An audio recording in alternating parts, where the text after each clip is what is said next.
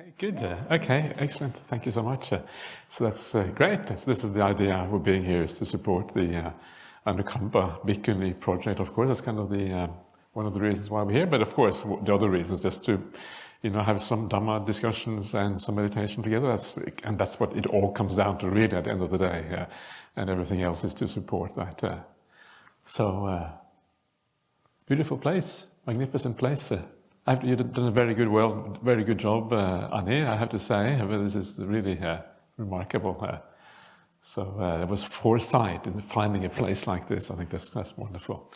Anyway, let's get on with some meditation together, just to kind of get ourselves ready. And if I fall asleep, then if someone can just knock me on the shoulder, that'd be most appreciated. Let's see what happens. Okay.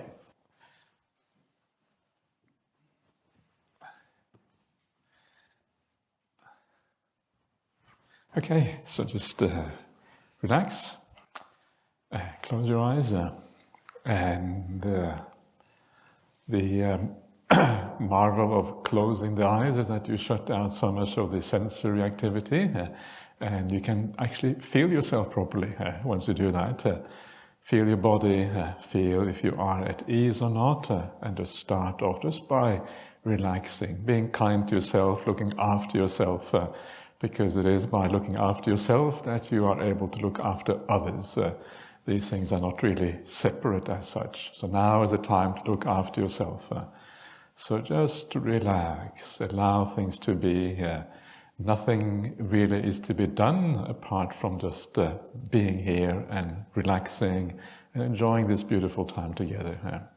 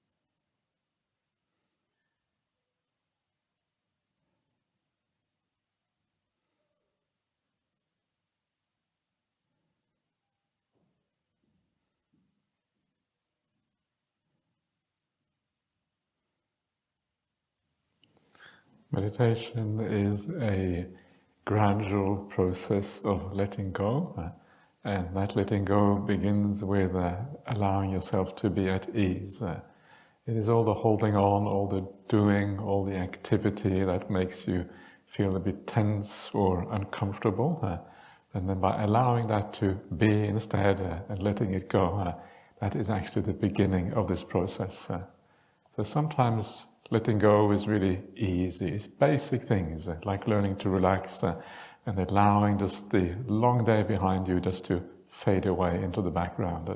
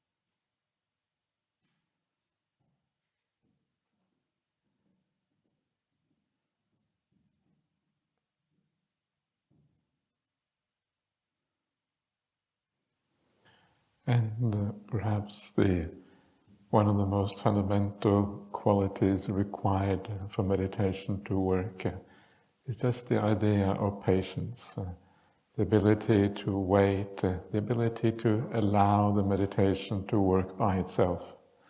All we have to do is just very gently incline the mind in the right direction. Now is the time not to do, but just to be aware. Now is the time to enjoy the peace, enjoy the good company, enjoy the beautiful premises, and just sit back. And then as you enjoy the spiritual aspects of life, the worldly things tend to fade away.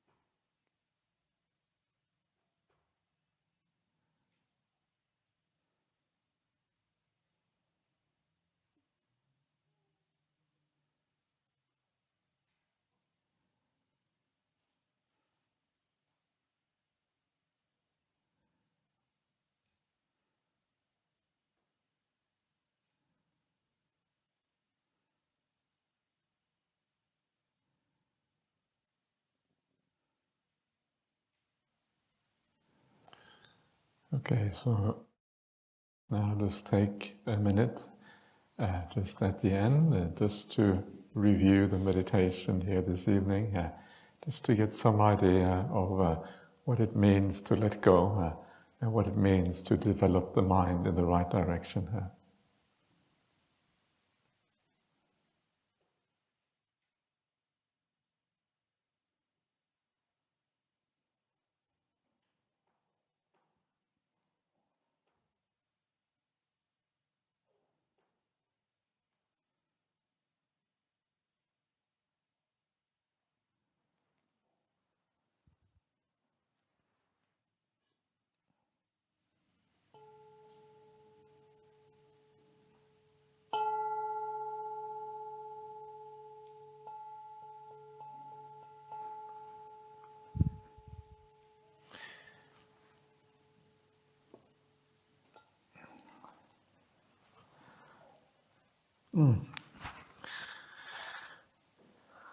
Okay. I just saw this big bell and I thought, become like a little child, you have to play when you see something like that, so you had to bang it, and I wasn't sure what to do to end it. So that's good. So, okay. So welcome everyone once again. And so we have been given a topic, which we'll see what happened with this topic. As I just mentioned, I just arrived from Australia. It's quite a long journey from Australia. And sometimes when you travel on these trips, kind of things occur to you, obviously, because you are in a new environment and you see things in a different light a little bit. And so as I was traveling, I just remember arriving in Qatar. I don't know if you've been to the Middle East. It's kind of a different world in the Middle East. Well, even very hot for one. It's kind of this was 5 o'clock in the morning. We arrived. It was 32 degrees at 5 o'clock in the morning. That's kind of the Middle East for you. And so we come in and we're just arriving at this magnificent airport. It's the Hamad International, very magnificent, very splendid, very kind of amazing, the best airport in the world and all these kind of things.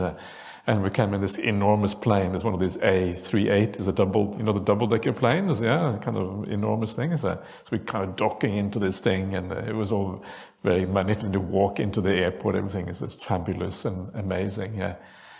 And as I was kind of watching, seeing all of this, you see all of these things, you think what amazing it is, what humanity has created. How have we created this? It's astonishing. Everyone is probably just a bit like me, right? And somehow I couldn't even do the most basic thing, and somehow by working together, even though we are just individuals, we kind of limited skills or whatever, we have created these incredible things in the world. We've built up these amazing machines that go to the moon, that kind of fly you from Perth to Doha, that, there's incredible terminals, the city of London, all of these things that we have made. It's kind of enormous. And on the one level, it's kind of fabulous and amazing and fantastic what we have kind of created in this world. We could have lots of problems as well, but it's also kind of remarkable. And then when I thought about that, I realized that, even though we have created so much, well, first of all, why have we created all of these things? And I think the answer is in the search for an end of suffering. That's kind of the reason. We want to find happiness somehow. In our pursuit of happiness, in our pursuit of finding an end to all the problems in life, we have created all of these things. You have to make things more convenient and more easy and all of these kind of things. And of course, we don't succeed. We've done all of these things for thousands of years trying to make an end of suffering. And it is still pretty much the same. Maybe it's worse. I don't know. What do you think? I think sometimes it's worse. Modern life is not kind of really a very peaceful and happy existence. And so it's kind of strange. We do all of this thing, all the activity we do in the world is this search for an end of suffering, a search to find some meaning, a search for contentment, a search for coming to some kind of conclusion. And we don't get there. Why? Because we're looking in the wrong place. Searching in the wrong place. Doing something that actually cannot deliver the goods. And that is kind of what is at stake. And so this is kind of the thing, and one of the things that I kind of enjoy, one of the things that Ajahn Chah, does everyone know who Ajahn Chah was? Yeah, everyone? Okay. Anyone does not know who Ajahn Chah was? Wow, okay, everyone knows. Okay, good, there's probably a reason for that. But so Ajahn Chah, very, very famous monk, right? Maybe the most famous meditation master in Thailand in the 20th century. And of course, the teacher of Ajahn Brahm, my teacher, and teacher of many other kind of Westerners here in the UK, Amravati Monastery and elsewhere. And he said, and he said very interesting, he said this, everything teaches you. That was kind of one of his sayings. And I think that is kind of what this comes back to. You travel in the world, you see things, and if you are observant, if you know what's going on, there's this feeling that everything teaches you. And the reason why everything teaches you is because what you see, if you are observant, you see the three characteristics of existence. The tilakkhana, very kind of important part of this Buddha's teaching, that everything in the world, all phenomena in the world, are somehow, I think it's a Bhikkhu Bodhi's expression, stamped by the three characteristics of existence. This is kind of their nature. And it's everywhere. So this impermanence, suffering, and non-self, anicca, dukkha, anatta, the three characteristics. And so because that is everywhere, and you look carefully, you will see it everywhere. That is kind of the idea here. And so this is also true, and this is kind of why the talk today is interesting. There's no such thing as a bad meditation. First time you hear this, you think it's some kind of dodgy marketing. It's true, isn't it? What do you mean it's not such thing? Everyone knows there's lots of bad meditations. So what are you talking about? And please pay $1,000 for this retreat. There's no such thing as a bad meditation. Wait. This doesn't sound quite right. And and this is kind of this angle again, this angle of everything teaches you. So if you use your meditations, whether you call them bad or good or whatever you call them, if you use them in a way you look at them from this vantage point, then of course they can become useful. Even the most kind of terrible meditation, you're just restless, you're just falling asleep, you're kind of thinking terrible, all fantasies, you're having violent thoughts. I don't know, all these things that happens in meditation sometimes. All of this can be turned around and used in a positive way. Because I think, and then we kind of are on the right track. And this is kind of the idea behind this sort of way of thinking about things. So, first of all, what did the Buddha say? It's always important, useful to come back to the sutta. I think very important to come back to the suttas. What did the Buddha have to say about this? Did he say there is no such thing as a bad meditation? Actually, he did not. He said there is such a thing as bad meditation. So maybe we're on the wrong track. I don't know. If the Buddha says there is, maybe we have a problem. I'm not sure about that. But this is in a sutta in the Majjhima Nikaya called the Gopaka Moggallana Sutta.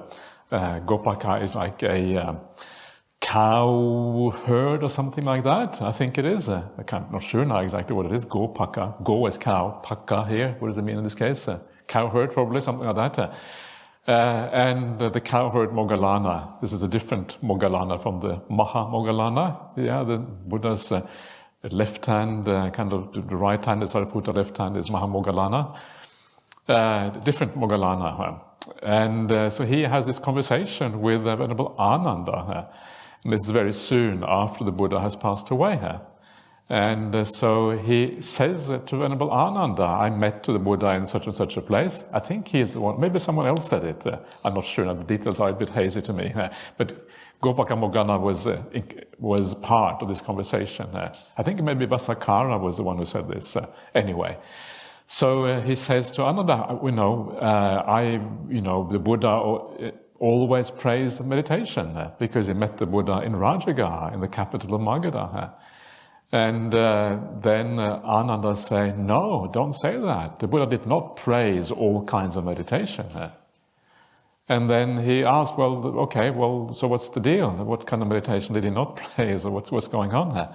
And Ananda says that the meditation where your mind is full of the 5 hindrances, he did not praise. But the 4 jhanas, he did praise. So that is the answer to the question, what kind of meditation, is kind of bad meditation, if you like, or did not praise, and the meditation that the Buddha did praise. So you want to attain the jhana, the samadhi. The samadhi is praised by the Buddha, and hindrances were not praised by the Buddha. Yeah, I guess we could have guessed that already. It's kind of, the sutras are full of the hindrances of the jhana, so we could have sort of, that's kind of obvious in a certain way. But that is a little bit problematic for most people, right? If the jhanas are the only kind of good meditation, most people would say, but what does that mean for me? Because it means I have a problem, because very often our meditation, there will be some degree of hindrances in that meditation. Yeah, this is part for the course. This is to be expected.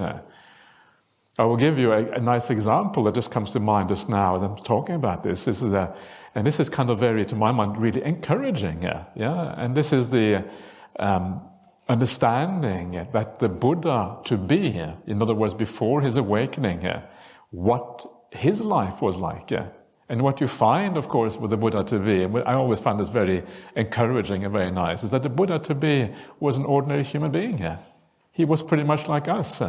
The more you know about the Buddha, you know about the kind of views he had before his awakening, the sort of defilements he had, the attachments to his family, all of these kind of things, you start to realize that the Buddha actually, in many ways, of course he was human, it's kind of obvious, but this brings out the humanity in the Buddha to be when you see all of these things.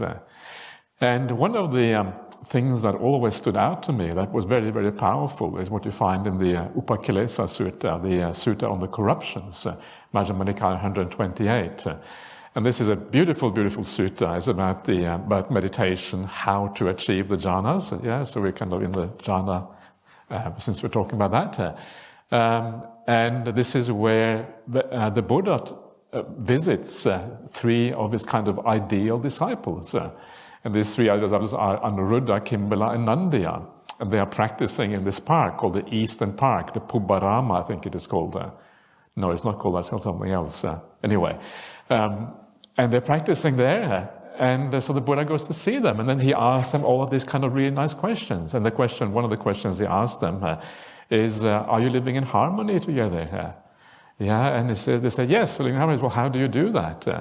And he says something to the effect that, I think that, how fortunate I am, how incredibly fortunate I am to have companions such as these in the spiritual life.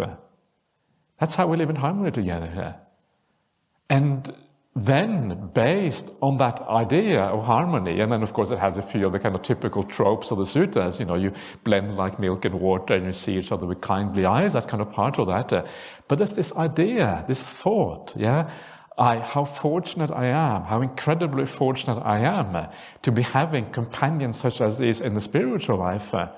It's just such a beautiful way of thinking. And it's so rare in humanity to think about each other in this way. And of course then from that, then it goes from that straight into the meditation. After asking that question, the Buddha asks them, well, have you achieved any superhuman states? In other words, jhanas and the Aryan states, all the way to Arahant, all the way to full awakening. And he says, yes, so that is really the foundation for becoming this super-duper meditator. This is Venerable Anuruddha, the greatest meditator among the Buddha's disciples in the divine eye. He's kind of listed as one of his main disciples, of Agga Savaka, the peak disciples. Why? Because of the divine eye. So he's kind of one of the star disciples of the Buddha, right? This is how to practice. Just see each other with kindly eyes. How fortunate I am, how incredibly fortunate I am to be able to have companions such as these. This is the foundation for all of that success in meditation later on. That's all you have to do. That's really what it comes down to, because this is really, of course, an expression of loving kindness, an expression of compassion. And if you have that loving kindness and compassion to that extent, it means that all the rest of the morality, the sila, all the other things will fall into place as a consequence. So this is what you have to do. Are you up for that? Simple but profound at the same time. The Dhamma is actually very simple. The things that we have to do are so kind of down to earth. It's just a matter of doing it. And when we have that appreciation for each other, I mean, it's not that hard. I'm not going to try to say that I'm perfect and I always get this right, but it is not that difficult to do that. When you are in an assembly like this, or any kind of assembly where people come together, or you go on a retreat where people voluntarily keep the 8 precepts. Isn't that amazing? Voluntarily, no eating in the afternoon, right? Isn't that kind of extraordinary? If people have that kind of commitment to the spiritual path, then it really is amazing to have spiritual companions such as these. It's remarkable. People are really trying. Okay, they're not perfect. It's hard to find perfect people in this world, but they're trying incredibly hard. They have the right intention. They want to do the right thing, and that is worthy of so much respect and so much veneration, in a sense, that you can have these kind of thoughts for them. But that wasn't really what I was going to get to. What I was going to get to was the idea that then the Buddha then asked them, based on this idea of harmony, of seeing each other in this way, have you achieved any uttari manusadamas, superhuman qualities? The qualities of noble ones and the qualities of deep meditation. Have you achieved any alangarya nanadasana visesa, the distinction in knowledge and vision worthy of the noble ones? Beautiful words, distinction in knowledge and vision worthy of the noble ones. That's Venerable Bhikkhu Bodhi's translation of that phrase. Uttari manusadhamma, superhuman qualities. Any pasuvihara. Pasuvihara means like comfortable abiding, a comfortable meditation. Have you achieved any of these things? And then Venerable Anuruddha says to the Buddha, he says, sometimes we see lights and we see forms. Lights, ubasa, forms, rupa. Do you enjoy a bit of Pali words? Is that okay? Am I allowed to say Pali words? Yeah? Okay. Thank you. Otherwise I'd be in deep trouble, I think.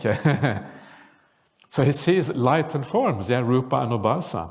And first of all, what are these lights and forms? They are basically what you can expect, what we often these days talk about as nimittas, samadhi nimittas, lights in the mind that arise when meditation becomes very deep, when the world starts to fade away and all that is left is really the mind, the light in the mind. This is kind of what is this ubasa and rupa. So there are, when someone like Ajahn Brahmali talks about samadhi nimittas, that is, and many other people as well, that is what is how they are talked about in the suttas. And he says, we have this experience of light and forms, but before long they fade away. And we haven't discovered the cause for why they fade away. So that's kind of interesting. I don't know, when I teach meditation, which is always quite a few people who kind of get these samadhi nimittas. And what happens to them? They fade away. They say, we don't know what to do. It fades away. And it says, you are in very good company. Anuruddha had the same problem, 2,500 years ago. No wonder it fades away for you. You shouldn't be despairing. You should be super duper happy that you're getting these kind of things happening already. Well done. Marvelous. So this is kind of what this is kind of amazing how sometimes I think we don't really appreciate kind of the profundity of this path and how profound all of these things really are. And even the most gifted of the Buddha's disciples were having a hard time getting stabilized in these nimittas and getting into the jhanas. So if you don't get the jhanas kind of on a daily basis, it is not entirely strange. It is to be expected, in fact. These things are super profound. And so they were having problems getting these things, and then they had to investigate. The Buddha says you should investigate the causes for why they fade away. This is what he says. And then the Buddha says, because I too had that thing happen to me. I got the lights, I got the forms, and then they faded. The Buddha to be, the greatest spiritual genius, the greatest spiritual master in human recorded history, he had problems. The same problem as we have today. Isn't that kind of extraordinary? And what that means, of course, is that when we think about meditation, first of all, we should not think that we are inferior to the people at the time of the Buddha. We are not. We're just exactly in the same boat. And we should be kind of a bit humble about our meditation, understand that actually these things are incredibly profound. And if we don't get the jhanas, even if you don't get the nimittas, even if you get a little bit of happiness and peace in your meditation, it means you're already doing fine and already doing very well.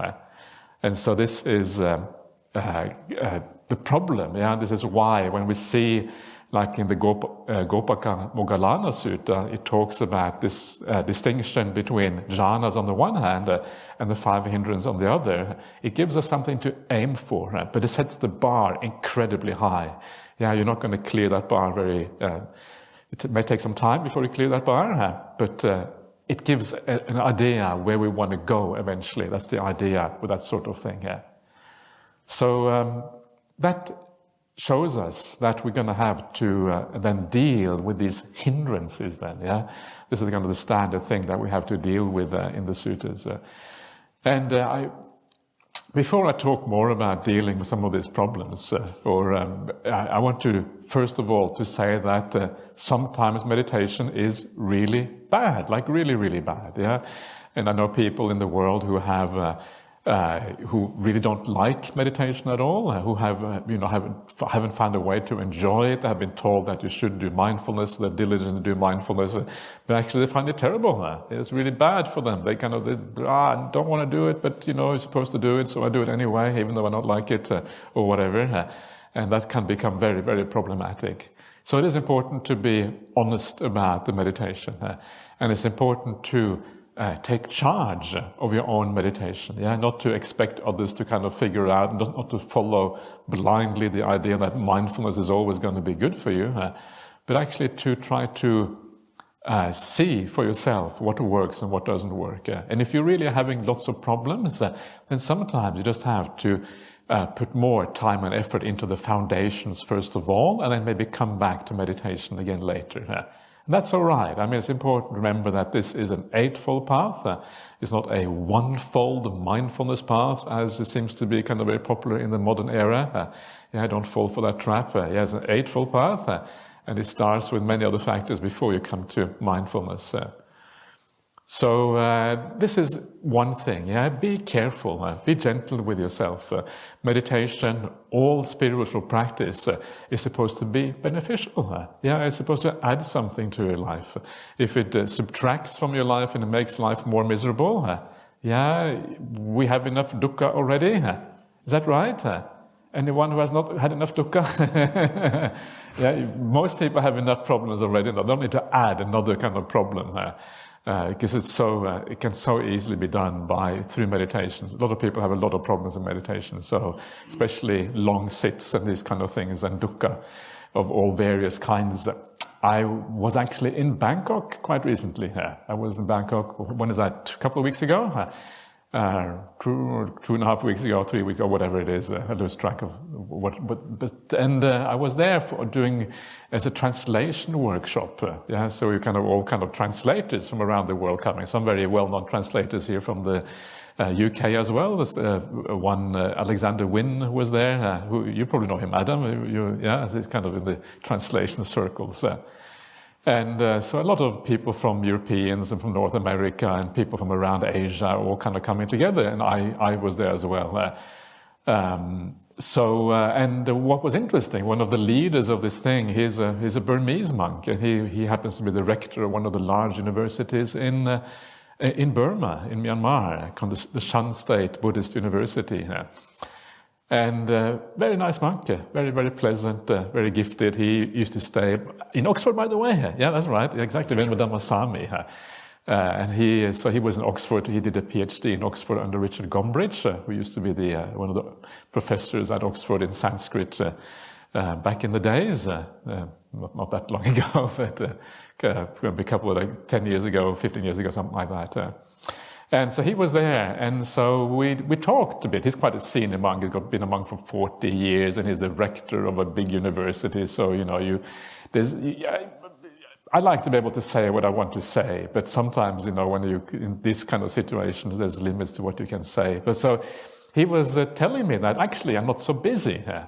Which I thought, amazing, you are the rector of this university and you come to these translation conferences or whatever and you're not so busy. Okay, and remarkable. I thought that's really a good sign. And so I said, because of that, over the last few years, I've been doing all these meditation retreats, because I had this spare time in between. And and so I asked him, well, what kind of retreats do you do? Who is your teacher? And he said, I have this teacher you have never heard of before. And I said, what is his name? And he came up with this name that I have absolutely no idea who this is. Burma is full of these mysterious teachers that no one has ever heard of outside of Burma. And so then he told me, how he does this meditation. And he says that, this meditation is mindfulness of breathing. And he said, we breathe like this, he said. And then he had it on tape, he had recorded it, so I got to hear it, It sounded absolutely nuts, completely crazy. And it went on like that for like an hour, and he said, after an hour, it becomes incredibly painful. And I said, what do you do? Then you just carry on, he said, you keep on going. And then you do this for 9 days, right? And I thought, what? And I wanted to tell him, haven't you read the first sutta of the Buddha, the Dhammacakkappavattana Sutta, about the middle way? That's what I wanted to do. I couldn't say that because he was kind of too senior and too kind of, sometimes you just have to shut up, But that's what I wanted to tell him, this kind of very senior monk. And so to me, this is interesting, and maybe some people can get something out of that kind of meditation if you have very strong mindfulness, or you have already you've gone a long, long way on the path. But for the majority of people, these kind of exercises, this way of meditating, which I wouldn't even call mindfulness or breathing, to be honest, are actually going to be very, very problematic and very difficult. I remember when I first came to Bodhinyana Monastery, or I think even just before I got there, this was back in 1994, there was a monk there who said he hated the breath. He was a monk. He had been a monk for many years already, and he hated the breath. And I thought, what? One of the points about, the breath is supposed to be your friend. The breath is to be something that gives you delight, gives you peace, gives you all these beautiful things. So if you hate the breath, you have a very serious problem in monastic life. And sure enough, he lasted only a short time after that, and he was gone. He was never to be seen again, because it was just unsustainable. And so these are some of the problems that everyone has in meditation. These issues that you just you get it wrong somehow. You kind of approach the idea of meditation completely wrongly, and then you end up with these kind of things. And then, of course, you have to take a step back, and you have to ask yourself, how can I avoid hating the breath? How can I befriend the breath? I can befriend my fellow Buddhists. Surely I can also befriend my breath at the same time as well. And that is such an important foundation for this kind of whole idea of the path.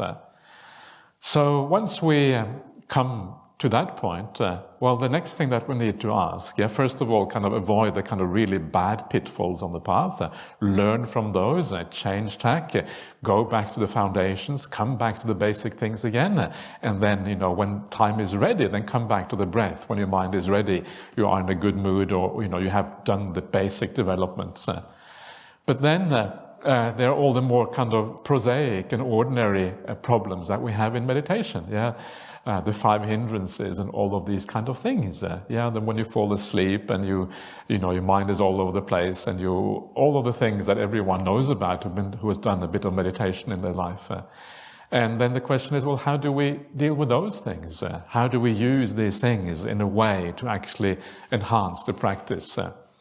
And one of the ways of doing this is just what I did just before. You may have noticed, this was kind of also like an introduction to the talk. In fact, I do this thing every time now when I guide meditation, also try to do it in my own practice. And that is the idea of asking yourself at the end of the meditation, how was that? What happened? Did it work? What did not work? Why did it work? What are the causes that make meditation peaceful? What are the causes that give rise to good perceptions in meditation, perceptions that actually enhance the experience of meditation? And if you get into that habit of actually looking at the meditation, trying to understand how it works in this way, after a while you start to uncover the secrets of meditation. And of course, those secrets, it turns out, are incredibly simple. This is, of course, meditation is a very simple thing. It's about sitting on your bottom and watching the breath. It couldn't get much more simple than that. And still somehow we kind of mess it up. And the reason we mess it up is because we are so complicated as human beings. And so what you start to understand as you look at that, you start to uncover these very, very basic ideas. And one of the basic ideas that you uncover is what it means to let go. What is actually letting go? And you may have, I don't know about you, but a lot of people, they try to let go, right? We try letting go. And of course, the trying itself is very often the opposite of letting go. The trying is just more doing, more activity. So it's the opposite of actually what we're trying to get to. And then one day you see that actually, today my meditation was quite nice. Why was it nice? Well, because I let go more than usual. What was that letting go? Actually, it was nothing. I was just relaxing. That was really all it was. I forgot to relax before. That was the problem. And it really is often as simple as that. And that is why, sometimes when it comes to meditation practice, sometimes you need some very simple ideas to kind of teach you what it actually means to relax. Not trying to relax, but actually really doing the relaxing. And then as you allow your body and mind to relax, through that ability to relax, often mindfulness will arise through that. There's a bit more to it than that. That is kind of the beginning point. And that's why I like the idea of the armchair. Armchair. This is very good, isn't it? Fortuitous that we actually have an armchair. So this kind of makes the point. I like the idea of the armchair because, you come back after a long day's work and then you kind of sit down in your favorite armchair. I think Venerable Annie, this is going to be my favorite armchair from now on. At least when I come to London. So, when you come home from a long day's work and you're really tired, sometimes you just want to sit down. You just want to relax. And when you sit down and relax after a long day's work, what do you do? In that armchair, do you try to relax really hard? Okay, relax. No, that's the last thing you do, right? You kind of zonk out and you kind of allow everything to kind of move and you allow your mind to kind of do whatever your mind wants to do. That's what you do when you come back after a long day's work. That is what it means to relax. Not doing anything. Allowing the mind just to unfold, to do its thing. That is what it means to relax.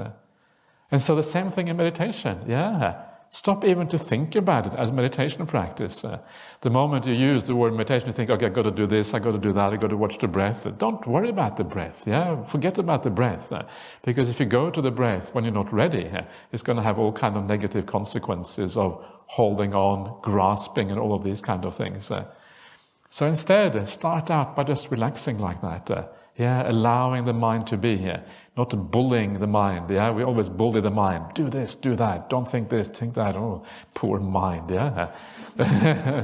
So allow the mind to be. And then as the mind is allowed to be, you're taking all the doing out of it, then things calm down beautifully by themselves. This is what it means to learn from the meditation experience. This is kind of one of those really important points. And then you will see that the less you do in the meditation, the more you're able to relax to this, you start to understand how the process happens. And the second thing that you learn in meditation very quickly, you learn the idea of being patient. You learn the idea of not looking forward to where you want to go, not actually trying to achieve anything, but just enjoying whatever you have right now.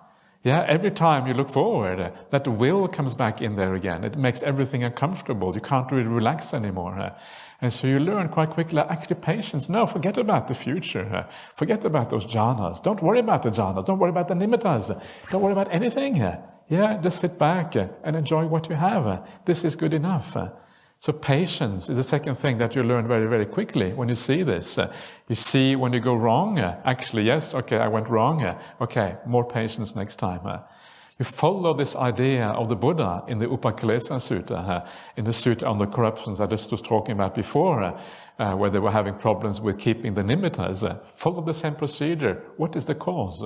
What is the reason why things aren't stabilized? Why is our meditation working today? Why was it not working yesterday? What is going on? This is kind of this aspect of understanding the meditation process. So patience and letting go. Yeah, two of the really fundamental things of meditation. Letting go, of course, only starts with the idea of relaxing. It goes much beyond that. And I will talk more about that shortly. That's kind of the plan anyway, see what happens. Talk more about that shortly. The letting go of more, the interest in the world, is a deeper kind of letting go, right? And that letting go of the interest in the world is actually ultimately what allows the mind to be peaceful. In other words, letting go of the interest in the world means getting your priorities right. Prioritizing the spiritual path, prioritizing the peace, not prioritizing the world. That's really what it kind of comes down to. So I'll get back to that in a second. But one way of doing that, actually, one way of doing that is this idea of just seeing the world, seeing everyone struggling, everyone working really hard, everyone building A380s, building massive terminals in the middle of the desert in Qatar, seeing everyone working so hard to make this world work and not really getting out of dukkha that way. That is one of those learning experiences that you can use that helps you to let go of the world. Because if we do all of these things, it doesn't get us anywhere. Well, maybe there is an alternative way. Where is that way? Sitting on your bottom, watching the breath. Why are we building all of these things when you can just sit on your bottom? It's kind of crazy, isn't it? It's much more nice to sitting here doing nothing in my favorite armchair here. So that is one thing that you learn very quickly. The other thing that you learn very quickly is the importance of enjoying the meditation. You learn very quickly that there are certain ways, if you perceive in a certain way, if you use your mind in a certain way, especially at the beginning of the meditation, but also as you're going through the process, it becomes enjoyable. So this is one of those things that we have to learn. So then you start to understand that, well, actually at the beginning of meditation, if you're upset about something, don't dwell on that upset. Let me, first of all, sort that out before I really start to meditate at all. Okay, this person that did this, why did they do that? They did it against me. Me. Wow, that's terrible. They did it against the other person, doesn't matter. They did it against me, then it's really bad. So we learn how to deal with these kind of things. Very simple ideas, such as just having compassion, understanding the nature of human beings, understanding how everyone is trapped in their conditioning. And as you do that, you can actually, let go. They don't know what they're doing anyway. Who cares if they did this? It's just their conditioning or whatever. And then you kind of overcome these things. So you learn these beautiful ways of putting your mind in the right spot before and also sometimes during the meditation. You do some of these beautiful little things that the Buddha talks about in the suttas. One of them is the Kalyanamitta Anusati. Anusati is recollection. And the Buddha talks about all of these kind of recollections, which are all very, very useful. But one of them you don't hear about so often, which I think is also very nice, is the Kalyanamitta Anusati, the recollection of your good spiritual friends. And very powerful. That was exactly what Anuruddha did. Going back to the Upaklesa Sutta again, I talked about before. He was saying, how wonderful it is to have these spiritual companions. And the same thing with us. When you are in a hall like this, you can kind of rejoice in the good company, and being with good people. And so that simple act of rejoicing in the good company, brings out a positive perception in the mind straight away. Wow, Mara. Go away. So that already brings up a nice perception, right there. Then there are the other anusatis of the Buddha. There is the idea of gratitude, which is a very important part of Buddhism. All of these little things, if you have developed these ideas beforehand.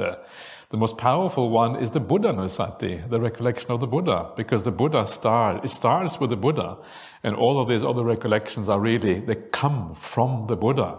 So if you can have this idea of having the Buddha as your teacher, and think how amazing that is to have the Buddha as your teacher, if you can make that into an emotional thing, wow, you have something very powerful inside of you to kind of drive the meditation, if that's possible. It's not so easy to do, but it is a very powerful thing here. And so you look into these the way that the mind works or the mind doesn't work. And as you do that, you start to unravel this whole thing. Then every meditation becomes, what was the title again? There's no such thing as a bad meditation, right? Every meditation becomes useful. Every meditation becomes grist for the mill. Every meditation becomes something you can use for the way forward. And as you do that, then you can get into the real good meditation that the Buddha was talking about. Eventually, the nimittas, the stillnesses, the real samadhis that are really the purpose or the kind of initial purpose of this path. So that is how to use these things to make the bad meditations into good meditation. There's no such thing as a bad meditation. But I wanted to talk a little bit about I mentioned initially that there's more to letting go than just relaxing.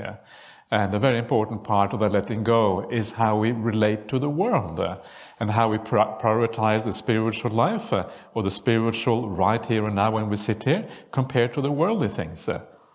You will have noticed the importance of that. You sit there in meditation and then you think about, what do you think about? Your job maybe, your family, your house, something in the world that bothers you, whatever it might be. You've got to solve a problem, right? Meditation time is really good time for solving problems. Nothing else to do. Okay, now is the time to solve problems. And what is interesting, of course, is if you have a bit of success in a meditation, you become more peaceful, actually the mind becomes more powerful. So you actually have more ability to solve problems. So this is kind of where you have to be really careful. And so to avoid this idea of the mind always going into the worldly things, thinking about whatever it is in the world, oh no, the war in Ukraine, oh, this disaster, family problems, issues at work, whatever it might be, to avoid that, we have to have a kind of the right attitude towards the world and the right attitude towards the spiritual path. And that right attitude will help you to renounce your interest in the world. Now this takes time, this is kind of profound. You have to contemplate these things over a long period of time for these things really to work. These are profound tendencies of the mind. The mind likes to engage with the world. This has been our habits for eons, for lifetimes, going back into the deep past. So it takes a long time to turn around that momentum of that supertanker. The supertanker is the mind, has this incredible momentum. I don't know if you've seen these supertankers, these enormous ships kind of weigh 500,000 tons. And sometimes they can, because the engines are so large, they can do like 20 knots or whatever. You can imagine 500,000 tons moving at 20 knots through the ocean. That takes a long time to turn around. It takes like kilometers, tens of kilometers to turn around. It's slowly. And our minds, I think they're probably worse than supertankers actually. Because the momentum is so huge from the past, It has kind of one direction, and very important part of that direction is the interest in the world around us, worldly things, the sensory realm, all of the things around us. And so we need to turn that around a little bit. And so we need then to reflect about the world. And there's many ways of reflecting about the world, but one of the most important ways is to understand the world as impermanent, and unreliable and uncertain. And the more you understand the world in that way, the more you will turn away from it. But before I talk about that, I was just the other day, I was teaching a retreat actually in Perth. So this is kind of this is what life is. You go from one kind of thing to another one, and it's actually great because as a monk, all you do is nice stuff. Isn't that great? This is a very good reason to ordain, to become a monk. Around all you do is good stuff. You either teach Dhamma or you practice Dhamma, and that's pretty much what your life is about. There's maybe a few other things as well, but I'm not sure. There's a few other things about, like administration or whatever. But it's kind of still, it's the best kind of administration. Right? You can be doing administration in some kind of company. Okay, at least you do it in the monastery. So it's kind of, that's the good part of it. And so what occurred to me as I was reading a sutta, I think, and it's always when you read the word of the Buddha, that's kind of when the kind of little kind of understanding sometimes arise. And it became clear to me that, one of the problems with our life is that we have a tendency to think of time as linear. Yeah, time is linear in the sense that time begins somewhere and it ends somewhere. Christianity is kind of the master of linear time. Yeah, God created the world, and then the second coming of Christ is kind of the end of the world. I don't know exactly what the kind of theology is, but something like that. Yeah, the world begins and the world comes to an end, and in the meantime we're kind of moving somehow, whatever way, to that goal up there somewhere. There's a sense of direction, a sense of purpose, a sense that there actually is some final endpoint to this. And if you look at modern cosmology, it's a little bit similar. As a Big Bang is kind of the beginning of everything, and it's kind of the big whimper over here. I think big whimper is kind of everything just disperses endlessly until there's kind of nothing left. Yeah, it's kind of nothing going on, happening anymore. And again, it's this idea of beginning and end point. In this case, the end point has no purpose, but it's like an end point.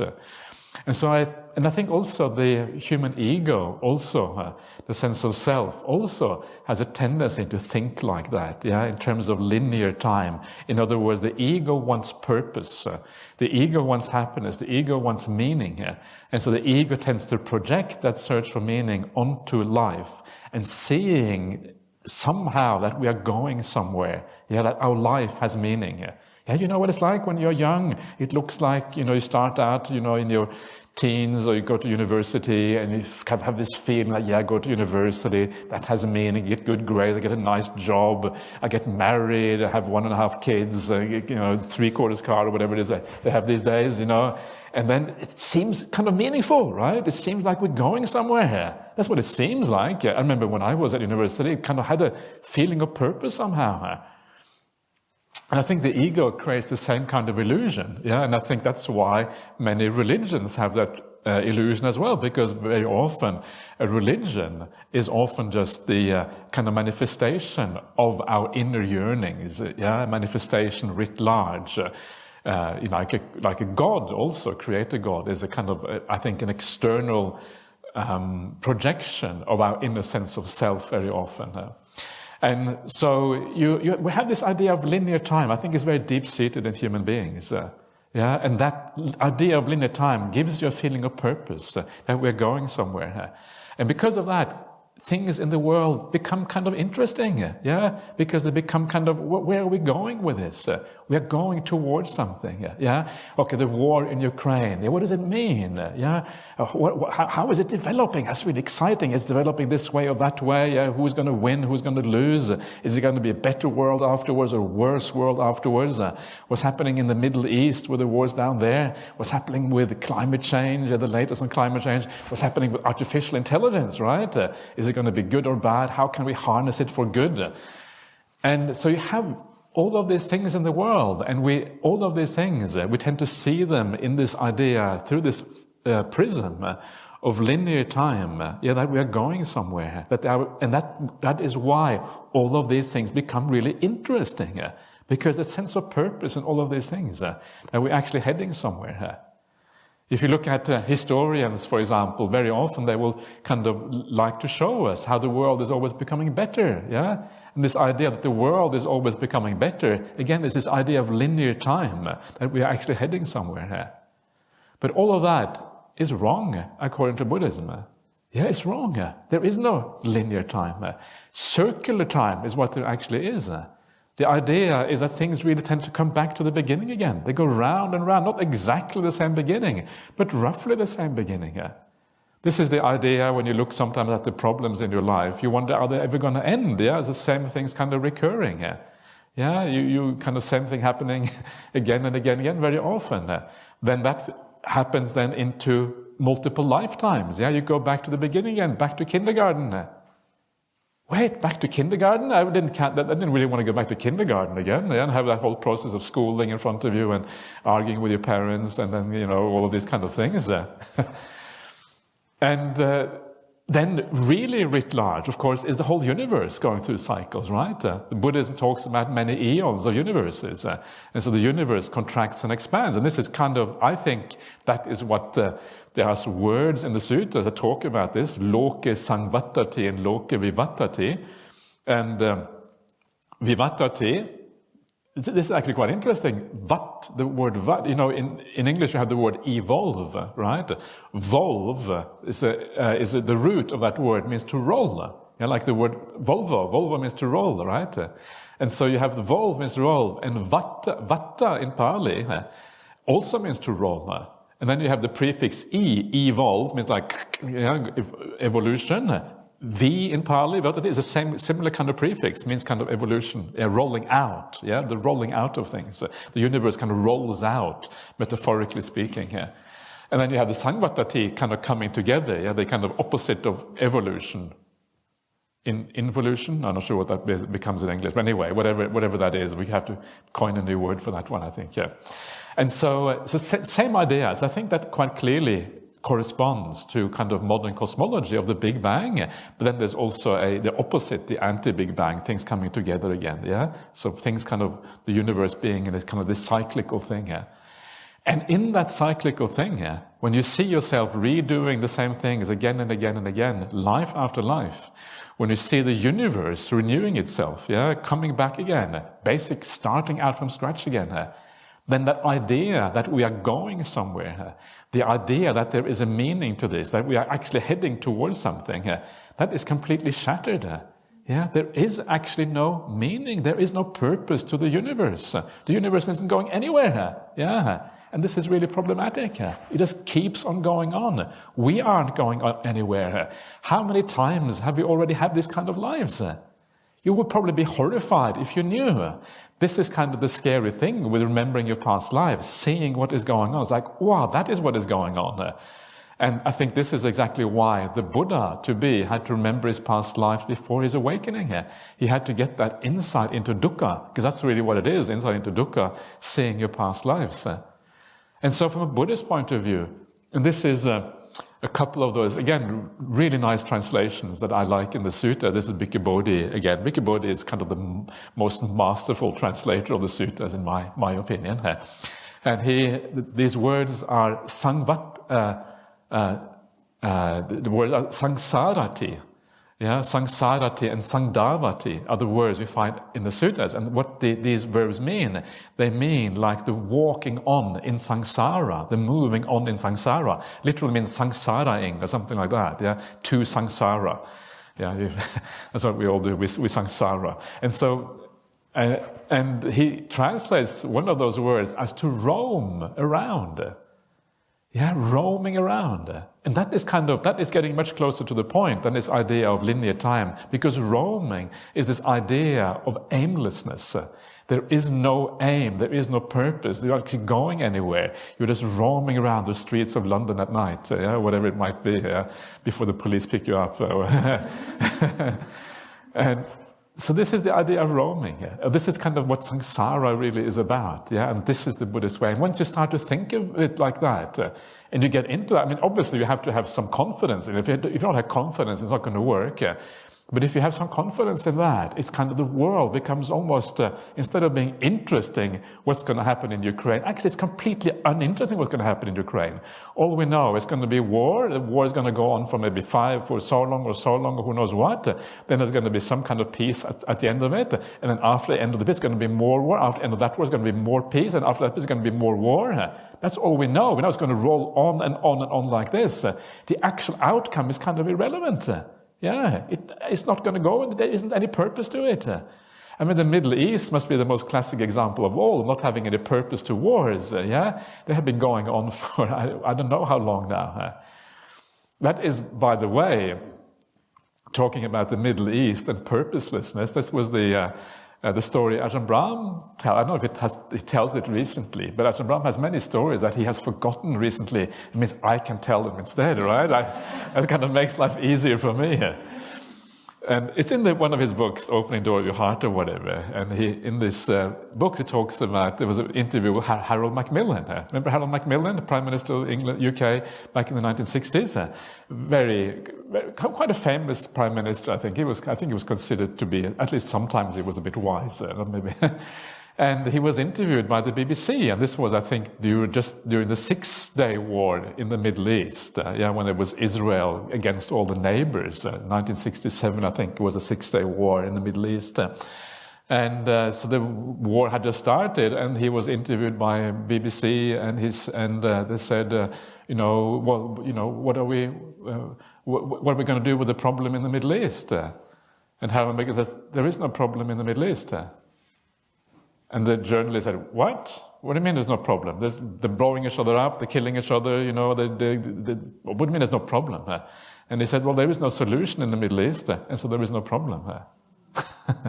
That's brilliant, isn't it? I'm sure that maybe there is a solution, but the point is that he couldn't see a solution. There was no way out of it. And so why worry about things if there is no solution? Yeah, that is the idea. And that is exactly how we should think in meditation. There is no solution to the problems you're thinking about. Yeah, this is exactly the Harold Macmillan problem. In your meditation, you may think about all of these things in your life, think about all of the things in the world. And so the problems in your life, the problems at work, okay, maybe you solve one problem. There's always another problem waiting behind it. The reason we are still here after all of these lifetimes is precisely because we have been solving problems in our meditation. And we're still here solving problems in our meditation, yeah? So that is not the way to solve the problem. The way to solve the problem is to become peaceful. The way to solve the problem is to find a way out of this whole problem that we are in a much deeper sense. That is where the real solution exists. And then we are on the right track. And so it is this understanding about the nature of the world. Yeah, the world, there is no solution in that world. There's always more problems. That world is inherently unreliable. It is never going to give the solutions that you want. You solve one thing, something else arises, and it goes on and on and on like this, almost forever. And that is a very simple insight. I think we can all agree with that. This is the idea of anicca, of impermanence in Buddhism. It's a very kind of simple idea. Yeah, we all can relate to that in some way or another. And then all we have to do is to kind of just expand that basic insight a little bit and start to see the whole world like that. The whole world is just so utterly unreliable. The whole world is always shaking. It's like a low-level earthquake, always waiting to kind of take off and become bad, like in Iceland, and all the lava comes out, yeah, or whatever it is. And then you are in serious trouble. And it's always like that. There is no stability in that world. And it's far more unstable than we think it is. One of my favorite little experiments that I heard about recently, the little things... 2 more minutes. I got that look, which means we are coming to the end. Okay, so thank you. Thank you for reminding me, Venerable. I actually appreciate that. It's good to be told. So this nice piece of research that was done, and this was, I can't remember exactly where it was done, but it was about people's ability to understand change. And it asked them, look into the past. Look into the past 10 years and look upon your life in those 10 years. Can you see how you have changed? And I said, yes, I can see how before I was like this, before I was not a Buddhist. Then I met Venerable Chanda, became a Buddhist straight away. I knew this was the right path. Or, something like that. Yeah, you can see, and I became a better person, I learned about the 5 precepts, or maybe sometimes we become a worse person, whatever. We can see change. We can kind of see the lines of our life, when we look into the past. And then the same people will ask, well, now tell us about the future. The next 10 years, in 10 years' time, where will you be? And it turns out no one is really able to see change in the future. What you see in the future is just more of the present. You see the present kind of amplified a little bit, or I'll be slightly better Buddhist. My retreats will be a little bit longer, or whatever. That's kind of what you see in the future. But you don't see any radical change. And so and I think this comes from the feeling, that we are entities, a feeling of a sense of self in many ways, that tends to project what we are now into the future. And so we always underestimate change in the future. We are never really able to see it properly. And this is why this reflection is so powerful. Because it allows you access to that reality which otherwise tends to be blocked from us. And so you look at the future. Remember the uncertainty in everything. Remember there's nothing to hold on to in this world. Remember it's far more uncertain than you want it to be. It is uncertain on the macro level, the world at large. The the wars and the asteroids waiting to hit the Earth, right? It is artificial intelligence. I don't care if artificial intelligence is going to be helpful or bad or destroy the planet. That is not the point of artificial intelligence. The point of it is uncertain, is unreliable. We have no idea what's going to happen. That's the point of it. Climate change, looking bad. The most important point of climate change is the uncertainty of it, the unreliability, what's going to happen with us. Yeah, that is the main point. We just don't know what's going to happen. That is the scary part. Then there is the uncertainty in your family. Yeah, the family life. We don't know what's going to happen with the people who are dearest to us. Yeah, this is kind of really scary. And so you kind of start to see how through and through everything is touched by this thing called impermanence. And the more deeply you see that, as you contemplate this thing, you start to really let go of the world outside. You don't think about meditation anymore, because why think about dukkha? Why think about things that are out of control? Let me instead think about those things where the future is really made. And where the future is really made is on the spiritual path. This is where we create resilience in this life, because we create a powerful inner mind, and also where we create a good future in terms of multiple lifetimes or whatever it might be. So focus on where the future is really made, and let go of those things that are forever out of control. And then you're going to guide the mind beautifully in meditation and take it in the right direction. Okay, there you are. So you want to say sadhu? You can say sadhu now if you like. Excellent. Okay. So Q&A? Q&A. Yep. Excellent. So I have a microphone. So whoever would like to ask a question, you just give me a moment. I'll come and hand you the microphone. So I'm not sure how much time we have. It's 20 minutes past 9? So maybe 20 minutes. 20 minutes? 20 minutes Q&A, okay. Yeah.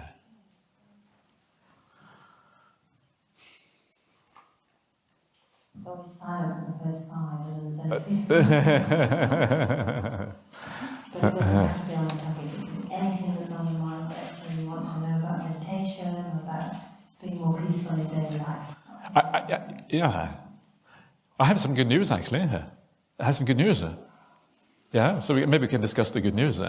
So I was in Sri Lanka recently, and when I was in Sri Lanka, we had a discussion about starting a nuns monastery in Sri Lanka. Did you hear about that? Yeah. So that's kind of interesting, isn't it? So we're looking at starting a nuns monastery affiliated with with Ajahn Brahmali and the Buddhist Society of Western Australia in Sri Lanka. And that because in Sri Lanka there's a lot of Buddhism going on, but not so much. Still, the facilities for nuns is not very good in Sri Lanka. So it would be nice to establish a really good, nice place where there's kind of good training and there's good understanding, is supported by the BSWA, maybe having a bit of exchange, so nuns from Sri Lanka can come to Australia, and Australian or international nuns can go to Sri Lanka, whatever. That is the latest order. It's exciting, isn't it? Things are happening here. So it's going to take a while. Because I'm not still 100% sure it's going to happen because it's still very early days. But it looks like it will happen. It's looking good. So, yeah. Anyway. One at the back and then one here. Sean, you want to take maybe Sean can take the microphone here. Yeah? You want to do it? Okay. Yeah. Maybe if I have to introduce myself, I'm a naughty one because I do try to go everywhere and try to understand what is the best means of exploring meditation. So maybe that's the mistake that I'm doing. But in a way it's exciting as well for me, so that's the reason why I've been doing it. And the naughty side is also because not being permanent or continuing back to the same thing. So I'm not sure how that relates to linear and circular aspect that you mentioned. Okay, sorry, can you try that again? I was explaining, I was saying the naughty part. Yeah, okay. So I'm not being regular with some of the meditation things. Okay. So I'm not sure how that relates with linear and being circular, that I join, do some sessions, and then it starts again, sort of a point. But the question that I want to ask is more about you mentioned, for example, that you do a meditation, and then once you're done with it, then you can reflect on it and say, what was it, how was it, what did it do right and wrong.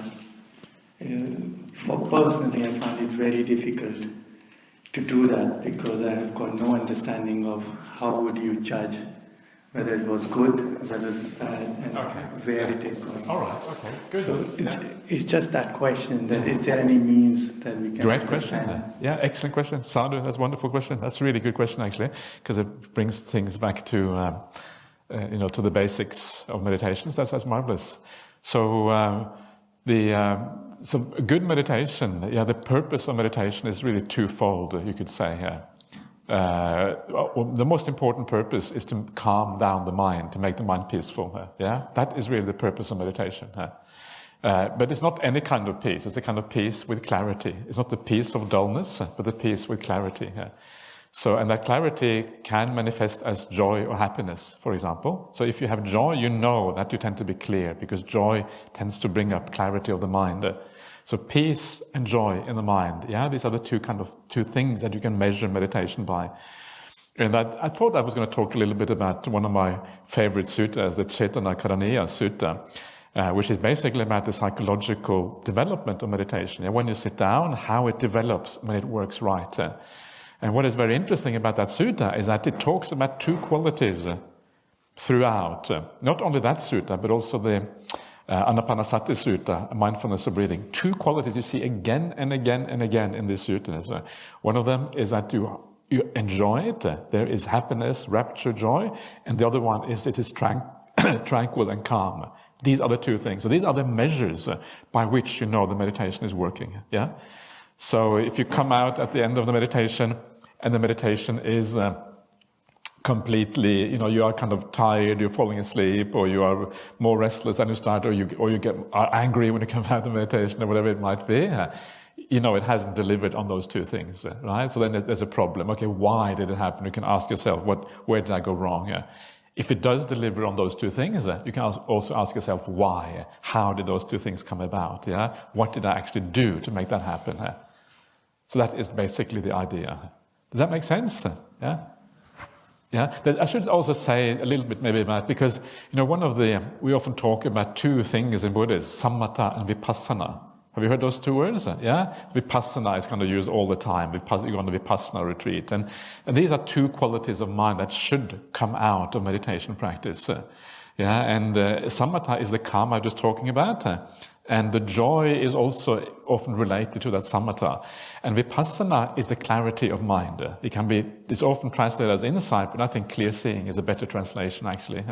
So you see things clearly, If you're calm and you have a feeling of strong awareness, you're like awake, That is kind of that. And you have the ability to see things better because of that. That is another way of thinking about it. Okay. Please, Sean. Hello, Ajahn. Hi. Thank you for the talk, and obviously thank you for coming over as well. So one thing that just occurred to me, which I think I understand because I understand the concept, but if you've got the full understanding, means that maybe you're really far ahead, right? But when you were saying, for example, there's a war or there's something going on, but you were saying that's just the way it is, almost like this acceptance. There's part of me that then thinks, obviously because I'm very in the world, that, that's fine, you shouldn't try and do something to help. So where's that balance? No, thank you for saying that, because these things can come out really wrongly if you are too one-sided about this. So thanks for bringing that up. And that is true not just of war, but it's true of climate change, it's true of artificial intelligence, it's true of any problem that we have. It's about knowing kind of the balance. And the balance is that when there is a moral issue in the world, and war is definitely a moral issue, obviously. Climate change is a moral issue. All of these things are moral issues because people will get hurt if you don't do something. Then, of course, we should do what we can to kind of guide it in the right direction, or whatever that might be from a Buddhist point of view. And sometimes it's very complicated. Sometimes you don't know what the right direction is. It's kind of too hard to really resolve. And so you do what you can in all these situations. But then you also realize that you never know the outcome. Yeah, in the end, it's going to be.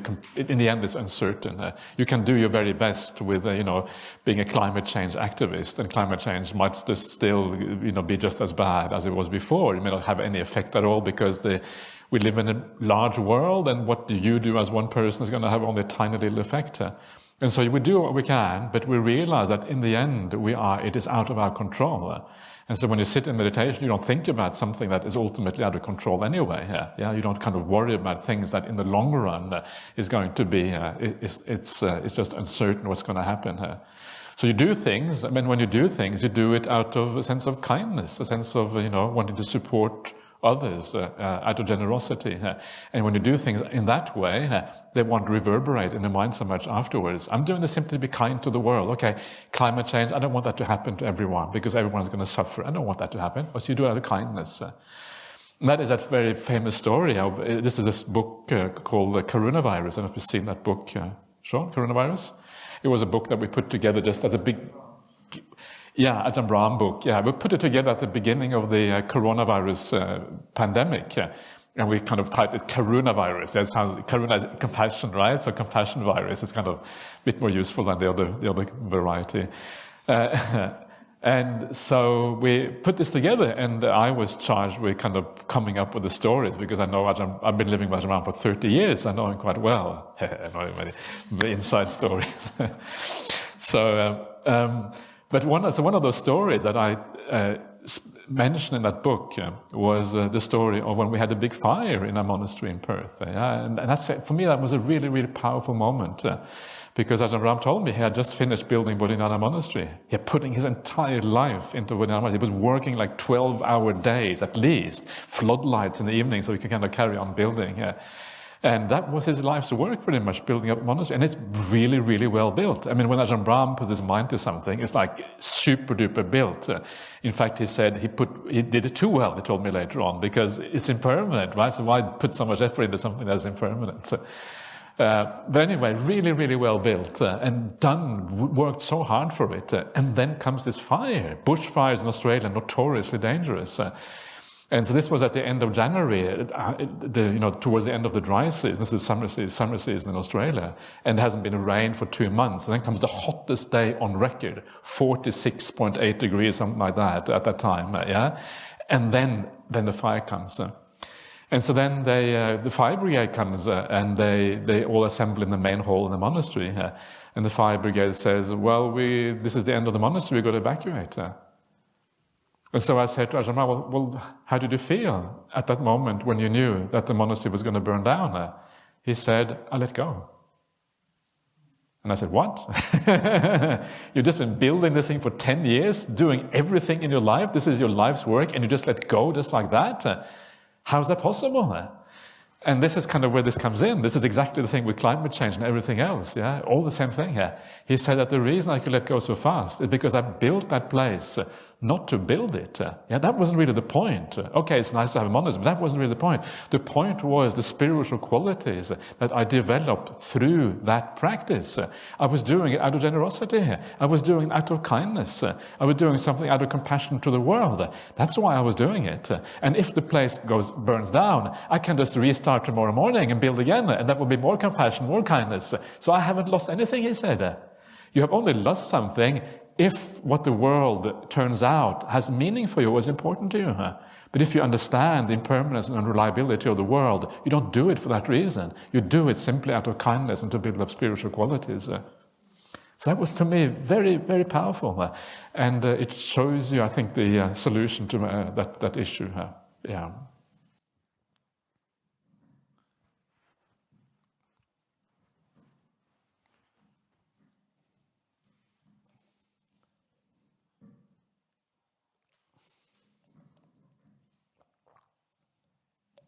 My question is about dependent origination. You don't have to ask it. You don't have to answer a lot if it's too long, but it's kind of threefold. It's because ignorance is the first cause in the chain of 12 links. Why and how does that arise? And how is ignorance before consciousness? Because isn't ignorance experiential? And finally, is it the nature of emptiness to give rise to ignorance, or is it simply that time is never beginning and never ending, so that question doesn't really make any sense because there's no first cause? Right. Yes. You're on the right track there. It's the last one, right? Okay. It's that. Yes, you have to have consciousness to have ignorance, because ignorance makes no sense without a human being or a being having ignorance, right? So it has to be consciousness, has to be there. And so what the Buddha says, there is no first point of ignorance, just as there is no first point of consciousness, because they go together. Yeah. So that's what you were saying, right? So that's basically the same idea. But you were also asking in the beginning, you were asking about where does ignorance come from? And that actually is an interesting question, because even though there is no first point, there still are causes for ignorance. And the causes, the conditions, the Buddha said in the Suttas, is the 5 hindrances. We were just talking about that before, how to purify your mind in meditation. And so the 5 hindrances, if they are strong, your ignorance is stronger. If they are weak, the ignorance is weak. And this shows you how dependent origination unravels, how it comes to an end. Because by eliminating the 5 hindrances, you have eliminated all the supports of ignorance. And when all the supports of ignorance are gone, then the structure of ignorance is weak. It's like a house without foundation or whatever. So that at that moment, it's relatively easy to have the insight that overcomes ignorance once and for all. You have removed the support. So it's not so much that they are the causes of ignorance, but they are like the food and the fuel of ignorance, the nutriment of ignorance. I think that's what it's called actually in that sutta. If you want to look it up, it's in the Anguttara 1061, the Avidya Sutta, Ignorance Sutta. Yeah. Does that answer your whole question, or? I might have missed it, but Yeah, I might have missed it. But how is ignorance like before something like consciousness? Meaning that there is ignorance, but there's nothing to view it. So what is the ignorance? The ignorance doesn't come before consciousness. The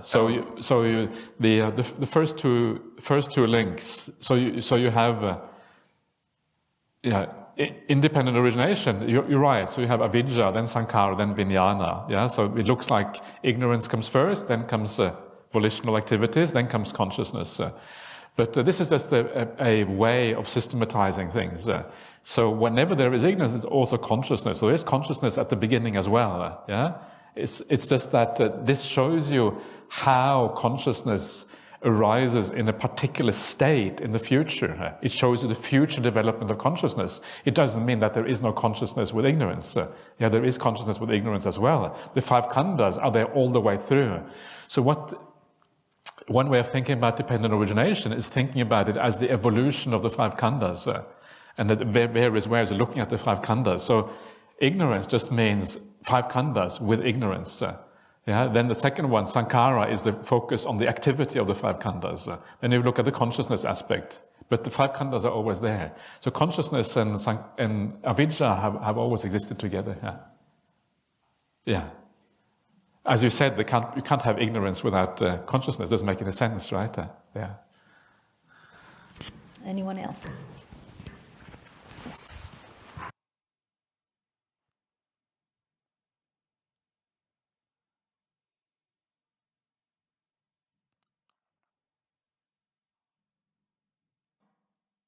On that, can you hear me? Yes. Ajahn Brahmali.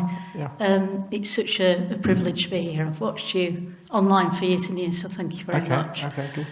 What would be your top tip for dispelling ego clinging? Ego clinging? Top tip was practice the Eightfold Path.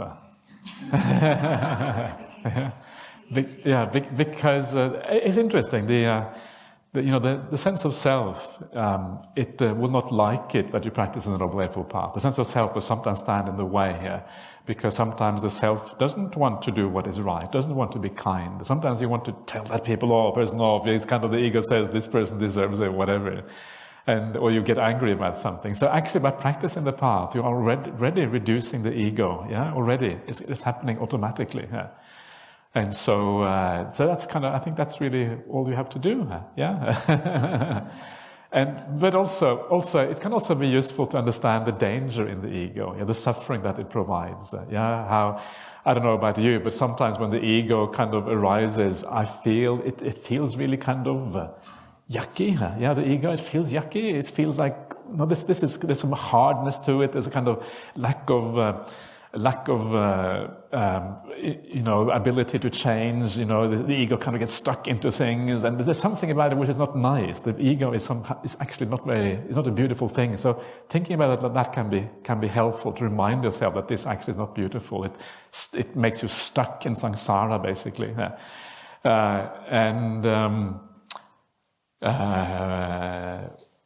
And also just the general dukkha of the ego. This is one of the nice things that you start to see in meditation practice, that as you meditate, the ego, the one way it manifests is through thinking mind. The ego talking. And so when the mind doesn't think, you feel much better, right? It's actually really nice when things become peaceful. So the ego is a nuisance. And so these are some of the ways of okay, good. So, a few words. So, what time do we have to leave, Venerable Ani? Is there what are the limits? Our higher time is 1:45. Your time is 1:45. Yeah, okay. So we have 5 minutes. And then because they want us to be away by 9. Okay. All right. Okay. So we had to kind of get ready for that. Okay. So I just wanted to. One of the reasons I'm here, main reason I'm here, is to teach the Dhamma, because I think this is what this is all about, and this is also what Anukampa project is. Bhikkhuni project is ultimately about, which is the project led by Venerable Chanda, which is now they're trying to establish a monastery just outside of Oxford. I haven't seen it yet, but I've seen the pictures, and it looks blimmin' marvelous. It looks really nice. So I think it's gonna be a really, really wonderful place. And I think this is a requirement for Buddhism to kind of flourish in a place, that you have good monasteries. And the idea of the lay community and the monastics kind of working together is a very, very powerful thing here. And I think we all kind of prosper from that mutual support that we give each other in this way here. And it has been very difficult for women to practice properly in the Buddhist world, especially as monastics, especially as fully ordained monastics. One of the special things about the Anukampa project is that it is for bhikkhunis, which are fully ordained nuns. So in other words, they have the same, basically like a bhikkhu. So this is what I am, fully ordained monk, fully ordained nun. Yeah, same kind of idea. And that means that you are practicing the path of the Buddha fully rather than partially. Most women in the world, they practice according to 8 precepts or 10 precepts or whatever, but don't really practice it fully. They don't practice it the way it was laid down by the Buddha, whereas this is then going back to the roots of how the nuns practiced in the ancient times. So it's wonderful to have that opportunity, and it's great to see it happening here in the UK. In Australia, we have already been doing it for a while. In Sri Lanka, they have been doing it for a while already. They have been going on. The quality is not always as good as we had hoped for, but it's actually happening, and eventually some very good bhikkhunis are going to come out. In fact, I was in Sri Lanka recently, and I met some of the bhikkhunis there, and some of them were great, really good meditators and wonderful, wonderful people. So that was actually very encouraging. So I would urge you all, if you have the opportunity, to help out a bit if you can with the Anukampa project of Venerable Chanda, because I think it is very important to get that 4th pillar of Buddhism properly established again. The 4 pillars of Buddhism are the laymen and laywomen, the monks, and also the nuns. These are the 4 pillars. And so or 4 assemblies, it's usually called in the suttas, then we'll get that back on track again, and this is going to make Buddhism much stronger and more powerful and more complete for the future. So I'm really happy. Thank you for doing this. It's wonderful. Sadhu, sadhu, sadhu. Would you like to add anything, Venerable? Well, thank you very much for that really wonderful and pretty detailed talk, considering your jet lag. That was pretty astonishing, really, the depth that it went through, so I really appreciated that, and hopefully it was helpful for others too. Usually it's, you can't take everything in, but the bits that are important you kind of keep in your heart and help to guide the practice internally. So Really wonderful talk. And yes, I do want to say just a few words to really welcome you to come and visit our monastery. Because on the outside, it looks like a monastery for nuns, and that is the purpose, to train more bhikkhunis to be able to practice the teachings and also share the teachings. And just recently, actually, I was writing off an answer to a question we'd been asked by, I don't think it's the Charity Commission, it's probably the Council, to enable us to get registered as sponsors for foreign aspirants, for visas, in other words, from overseas people who would like to train with us. And we had to tell about all the outreach we have. And whilst on the surface it looks as though maybe on average we get like 7 people in the monastery every day, sometimes less, sometimes a bit more. When you actually look at the overall outreach, it's probably closer to 20,000 people, and 3,000 of those are regular. And so really this just shows that even, a few people who practice well, or, a couple of monastics found in one place, have an outreach of thousands of people. And it creates community, which is global, which is international. So when we look at our kind of mailing list, it's 45% from the UK and 55% from everywhere else in the world. So it really has an incredible benefit for humanity in the sense that, not only does it reach outwards, but imagine each of those several thousand people reaching their own communities too, and changing the people around them, the societies around them for the better too, by their own practice. So it's really huge, and I feel very blessed to have finally, with the support of people internationally, been able to get a beautiful place in a secluded yet accessible location, full of forest around us. It's just surrounded.